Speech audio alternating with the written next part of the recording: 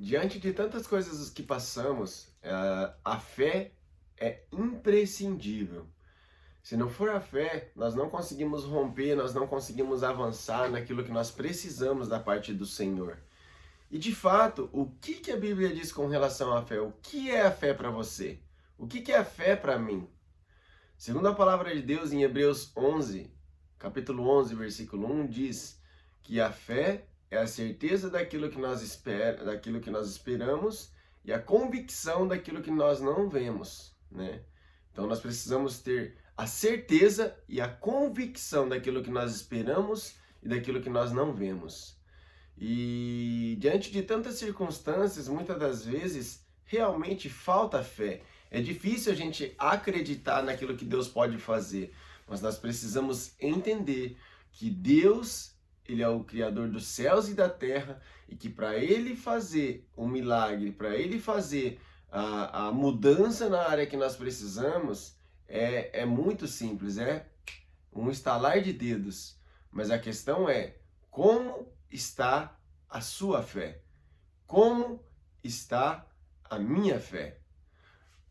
Vamos ver um exemplo na palavra de Deus de uma pessoa que chamou a atenção de Jesus. Em Lucas capítulo 7 diz assim, a partir do versículo 1. E depois de concluir todos esses discursos perante o povo, entrou em Cafarnaum, e o servo de um certo centurião, a quem este muito estimava, estava doente e moribundo. E quando ouviu falar de Jesus, enviou-lhe uns anciãos dos judeus, rogando-lhe que viesse curar o seu servo. E chegando eles junto de Jesus, rogaram-lhe muito, dizendo: é digno de que lhe concedas isso, porque ama a nossa nação e ele mesmo nos edificou a sinagoga. E foi Jesus com ele, mas quando já estava perto da casa, enviou-lhe o centurião uns amigos, dizendo-lhe: Senhor, não te incomodes, porque não sou digno de que entres debaixo do meu telhado. E por isso, nem ainda me julguei digno de ir ter contigo. Dize, porém, uma palavra. Dize, porém, uma palavra, e o meu criado sarará. Olha o tamanho da fé desse homem. Porque também eu sou homem sujeito à autoridade, e tenho soldados sob o meu poder. E digo a este, vai, e ele vai, e ao outro, vem, e ele vem. E ao meu servo, faze isto, e ele o faz. E ouvindo isso, Jesus maravilhou-se, e voltando-se, disse à multidão que o seguia: digo-vos que nem ainda em Israel tenho achado tanta fé. E voltando para casa, os que foram enviados acharam o servo enfermo. Então, o que aconteceu aqui? O centurião, ele realmente acreditava, entendia o princípio de autoridade, e ele reconhecia a autoridade que estava sobre Cristo Jesus. E ele acreditou a tal ponto que ele sabia que Jesus ele não precisaria ir até a casa do servo, não precisaria colocar a mão sobre a cabeça ou sobre a enfermidade para que a enfermidade fosse embora.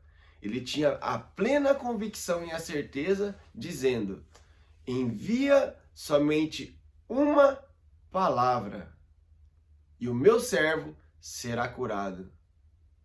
E aqui a pergunta é: o que nós realmente estamos precisando de Jesus nesse momento?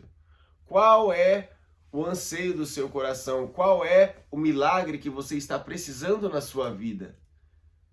E o que de fato você tem ouvido da parte de Deus e aplicado? Porque uma vez que nós entendemos que Deus é Deus, Deus é o nosso Pai, Deus nos ama e Ele quer o melhor, não importa o tempo que demore, não importa. A fé é a certeza e a convicção que aquilo que nós precisamos já foi feito, já foi conquistado ali na cruz. E se não aconteceu e não irá acontecer, é porque assim Deus ele quer. Porque Deus ele é soberano e ele quer o melhor para minha vida e para a sua vida. Então, o que a gente aprende aqui com essa história? Jesus fala que nem mesmo em Israel ele encontrou uma pessoa com tanta fé. Eu queria deixar essa passagem para que nós viéssemos meditar. Qual é o tamanho da sua fé?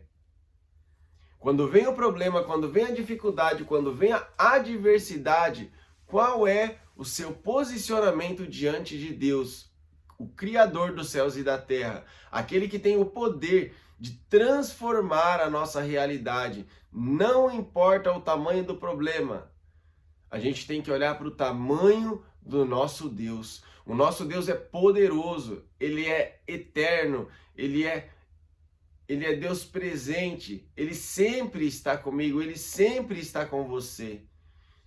E não podemos cair no engano achando que Jesus ele tem que vir ao nosso favor e ao nosso encontro no momento exato que nós queremos.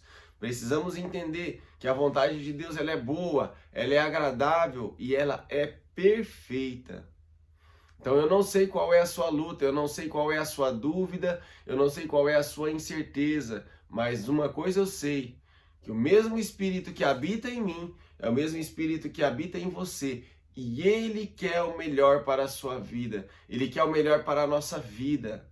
Por isso, que venhamos ser transparentes diante de Deus, mostrando os nossos pecados, mostrando os nossos defeitos e dizendo o quanto nós necessitamos dele, o quanto nós precisamos dele. E o milagre que nós precisamos, o milagre que nós queremos, muitas das vezes não é necessário um líder, um obreiro e um pastor vir e impor as mãos sobre a nossa vida. Há uma importância com relação a isso? Com certeza há, é bíblico. As autoridades eles têm realmente o encargo e o poder de mover e fazer maravilhas. Mas